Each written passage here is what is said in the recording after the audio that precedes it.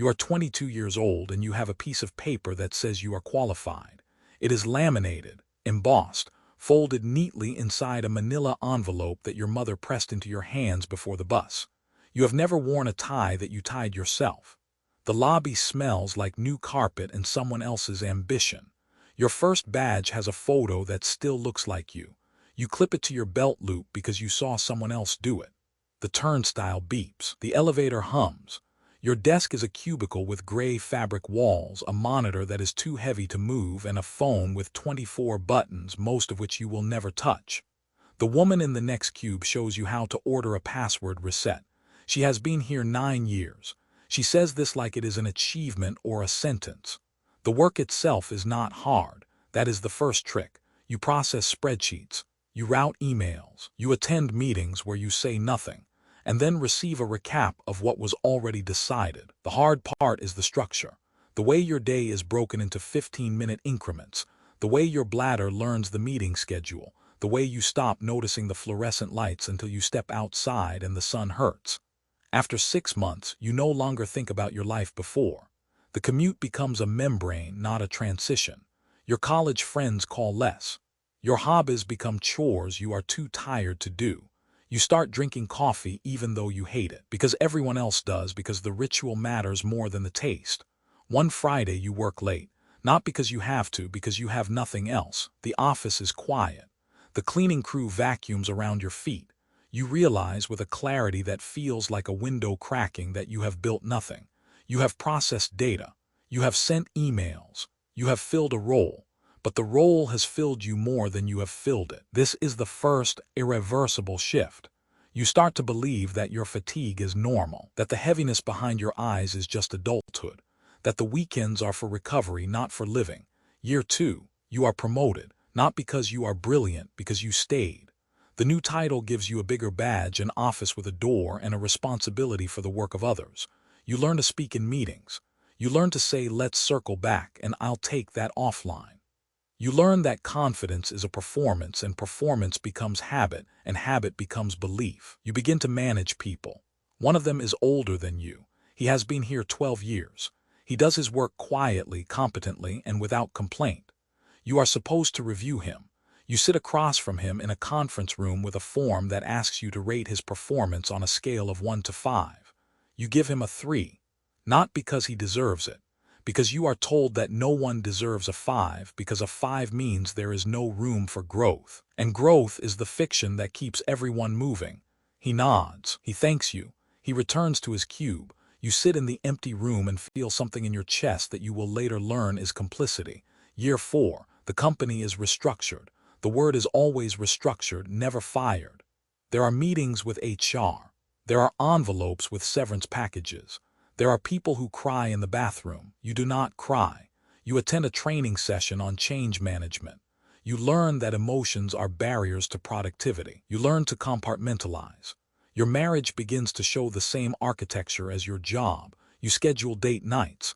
You have a shared calendar. You discuss priorities. You learn to say, I hear you, instead of listening. You learn that intimacy can be managed, optimized, documented. Your wife asks if you remember what you talked about before you had a system. You do not. Year 6. You are a director now. Your badge has no photo because you are above the photo level. You have an assistant who learns your coffee order, your flight preferences, the names of your children.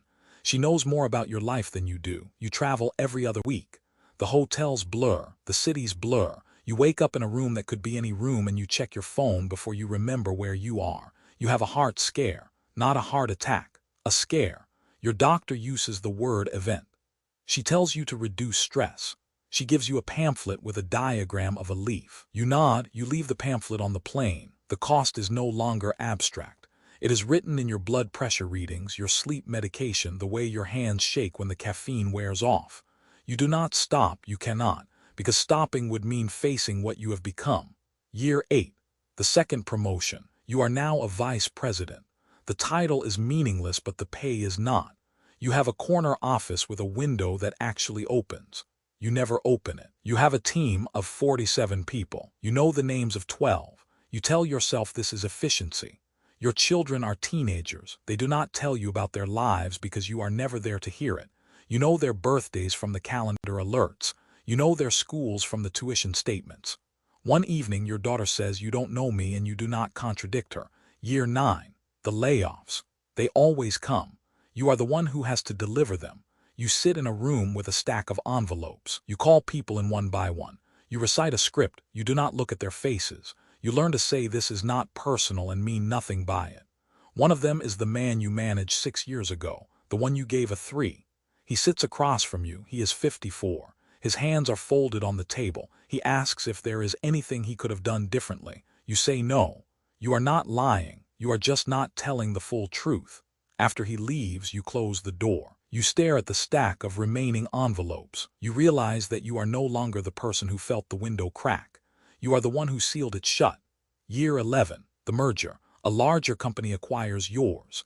You are given a new title, a new office, a new badge that still has no photo. The culture is different. The meetings are longer. The metrics are tighter. You learn a new vocabulary. You learn to say synergy and value stream and strategic alignment. You stop recognizing your own voice. Your assistant quits. She says she needs to find something meaningful. You understand her more than. You admit. You hire a new one. She is 23. She calls you sir. She has the same ambition you had, the same hunger. You want to warn her. You do not. Year 13. Your mother dies. You take 3 days off. You fly home. You sit in a church that smells like flowers and grief. Your brother gives a eulogy. You do not. You cannot find the words that are not corporate. You want to describe her hands, her laugh, the way she pressed the manila envelope into yours. Instead you say she was a good person and that is it. You return to work after the funeral. The emails have piled up. The pipeline has not stopped. You open your laptop and the world continues as if you have not changed. But you have. You have learned that grief is inefficient, that the company will not mourn with you, that your absence is a problem to be solved, not a loss to be honored. Year 15. The final promotion, Chief Operating Officer. You are now the system. You write the scripts. You sign the envelopes. You attend the board meetings and present the numbers and receive the bonuses that are large enough to numb but not large enough to fill. Your daughter graduates. You attend. You sit in the 3rd row. She does not look at you. She thanks her mother, her friends, her teachers.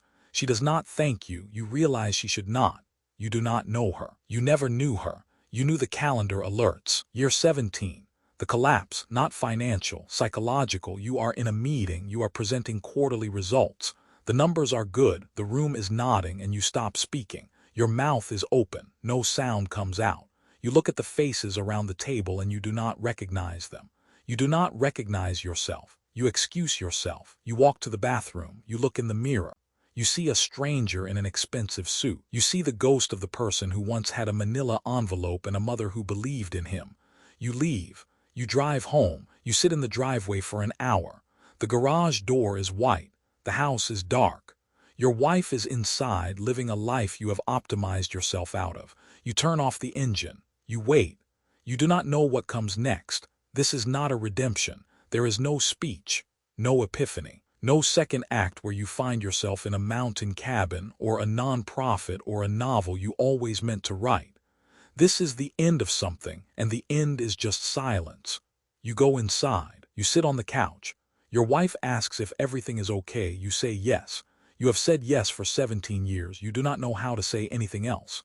The next morning you put on the same suit. You drive the same route. You badge through the same turnstile. You sit in the same office. You open the same laptop. You see the same spreadsheet. The numbers do not care. The company does not notice. The world does not pause. You have become the envelope, sealed, filed, forgotten. And somewhere in the back of a drawer there is a manila folder with a photo of a 22-year-old in a tie he did not know how to tie. He looks hopeful. He looks alive. He has no idea what is coming. You close the drawer.